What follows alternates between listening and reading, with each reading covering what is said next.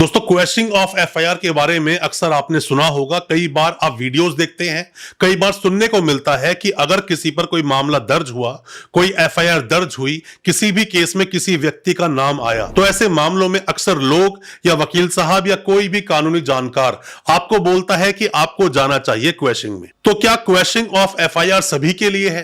क्या सभी को क्वेश्चनिंग में जाना चाहिए? 482 ऑफ सीआरपीसी में प्रोविजन है जहां पर इनहेरेंट पावर्स हैं हाई कोर्ट के पास, जो आपके केस में दखलंदाजी करते हैं और देखते हैं कि ऐसे में अब मामले को क्वेश करना चाहिए या नहीं, एफआईआर को रद्द कर देना चाहिए या नहीं, एफआईआर को खत्म कर देना चाहिए या नहीं। क्या सभी मामलों में हमें क्वेश्चनिंग में जाना चाहिए? क्या सभी मामलों में हम अगर एफआईआर को क्वेश कराने के लिए जाएंगे तो क्या एफआईआर क्वेश होगी?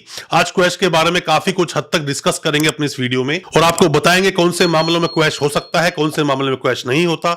ज्यादा कुछ जानने के लिए क्वेश्चनिंग ऑफ एफआईआर के बारे में दोस्तों बने रहिए हमारे इस वीडियो के साथ। दोस्तों, होता क्या है कि मामला चाहे कोई भी हो, जब भी किसी मामले में किसी भी व्यक्ति का नाम आता है, एफआईआर दर्ज होती है, कई बार जो मामले होते हैं वो कॉग्निजेबल होते हैं, कई बार नॉन कॉग्निजेबल होते हैं। मैंने कई बार आपको बताया है दोनों में डिफरेंस क्या है, या फिर आप दूसरे वर्डों में कुछ ऐसा भी समझ सकते हैं, कुछ मामले होते हैं बेलेबल, कुछ मामले होते हैं नॉन बेलेबल।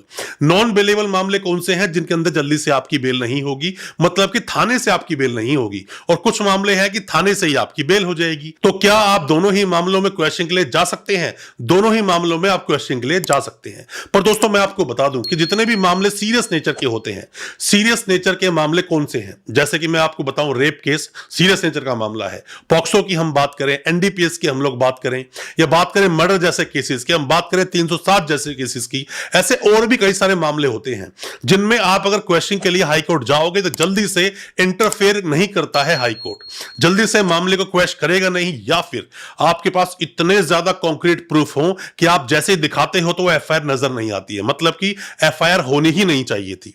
या फिर कई बार मामले होते हैं नॉर्मल से 323-24 के, और यहां पर मामला बना दिया जाता है 307 का, जैसा कि मामला हमारे पास भी आया था।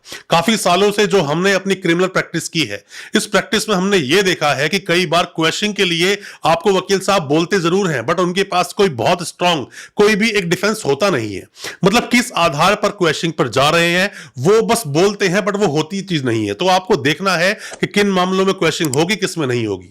ये आप अपने केस को देखकर खुद भी समझ सकते हैं कि आप पर जो एफआईआर हुई पूरी तरह अगर झूठी है तो क्या आपके पास कोई एविडेंसेस हैं। अगर आपके पास एविडेंसेस हैं उसके कि ये मामला मेरे अगेंस्ट नहीं बनना चाहिए, तो आपको क्वेश्चनिंग पे जरूर जाना चाहिए। बट सभी मामलों में क्वेश्चन कर दिया जाए ऐसा होता नहीं है, बहुत कम मामले हैं जिन्हें क्वेश्चन किया जाता है। जब भी आप क्वेश्चन में जाते हैं या कोई भी जब मामला होता है तो उसमें यह देखा जाता है कि मामला सीरियस नेचर का है या नहीं, मामला कोई हीनियस क्राइम का तो नहीं है। या कई बार ऐसा भी होता है कि चीटिंग फोर्जरी का मामला होता है, आप क्वेश्चनिंग में जाते हैं बट आपके पास अपने कोई डिफेंस होते नहीं है, तो इसी वजह से आपका मामला क्वेश्चन हो नहीं पाता है। कोई भी मामला अगर आप देखते हैं एफआईआर आप पर दर्ज हुई है तो तभी जाएं जब आपके पास स्ट्रांग कोई चीजें बोलने के लिए हो। ऐसे ही जाएंगे तो क्वेश्चन होगा नहीं, वो सीधा बोलेंगे कि ट्रायल फेस कीजिए, ट्रायल में क्लियर हो जाएगा कि आप दोषी हो या नहीं हो। तो दोस्तों, कई सारे मामलों में सिर्फ इसलिए भी मामला क्वेश्चन नहीं होता क्योंकि आप सही तरह से हाई कोर्ट को अप्रोच नहीं करते हो। बेशक हाई कोर्ट के पास इनहेरेंट पावर है, बट इसका मतलब यह नहीं कि जो भी कोई मामला हो उसको लेकर सीधा आप हाई कोर्ट पहुंच जाओगे और जाकर क्वेश्चन में चले जाओगे। आप मामले को देखिए, आप एक्यूज हैं, उस मामले को बेहतर जानते हैं, आप वकील साहब से बेहतर जानते हैं, बेहतर तरीके समझाएंगे। सारे फैक्ट्स आप अगर अपने वकील साहब को बताएंगे तो वही सारे फैक्ट आपके वकील साहब कोर्ट में जाकर पेश भी करेंगे। पर मैं आपको ये बात बता दूं कि जितने भी मामले होते हैं, आप क्या कीजिए कि अगर आपको लगता है क्वेश्चनिंग के चांसेस कम है तो जैसे ही आपके केस का ट्रायल चलेगा, चार्जशीट जैसे ही फाइल आपकी होती है, अगर आप जेल में हैं तो जेल में जैसे ही है 207 की कंप्लायंस बोलते हैं, चार्जशीट को मिलना, सारे पेपर्स को देखना, सारे पेपर को देखने के बाद में आपको चार्जेस पर बहुत ही स्ट्रांगली आर्ग्यू करना चाहिए, बहुत ही स्ट्रांगली। हो सकता है कि वहीं से आप डिस्चार्ज हो जाएं, और अगर चार्जेस फिर भी लग गए और आपको लगता है कि मेरा केस नहीं बनता है तो इसी मामले को रिवीजन में चले जाइए हाई कोर्ट और बोलिए कि चार्जेस लगा दिए गए हैं। बिकॉज जो चार्जेस जो होते हैं, charges can be alter at any stage, किसी भी स्टेज पर चार्जेस को ऑल्टर किया जा सकता है। जब आप केस का ट्रायल चल रहा है आप उस केस से निकल सकते हैं। एंटीसिपेटरी बेल लगाने का भी प्रोविजन है, आपको अरेस्ट से बचना है, एंटीसिपेटरी बेल लगाइए, सेशंस कोर्ट जाइए, हाई कोर्ट जाइए, सुप्रीम कोर्ट जाइए, आपको एंटीसिपेटरी बेल मिल जाएगी। बेल मिलने के बाद आप क्वेश्चन लगा दीजिए, या तो आप क्वेश्चनिंग से पहले बेल ले लीजिए, या फिर आपको लगता है मैं बेल नहीं लेना चाहता, सीधा क्वेश्चनिंग पे जाऊंगा तो क्वेश्चनिंग पे चले जाइए। तो सभी रेमेडीज आपके पास है। अगर किसी फर्जी मामले में, किसी फेक मामले में अगर आपका नाम आया है तो क्वेश्चन जाना चाहिए, एंटीसिपेटरी बेल भी लगानी चाहिए, और अगर जेल में है तो चार्जेस पर आर्गुमेंट करना चाहिए, चार्जेस को ही डिस्चार्ज करने की कोशिश करना चाहिए। दोस्तों उम्मीद करता हूं जो कुछ मैंने क्वेश्चन के बारे में आपको बताया आपको समझ आया होगा, और कोई भी किसी भी तरह की जानकारी आप चाहते हैं कमेंट बॉक्स में सवाल पूछिए, हम आपको उसका रिप्लाई करेंगे, या फिर आप ऑनलाइन कंसल्टेंसी भी ले सकते हैं।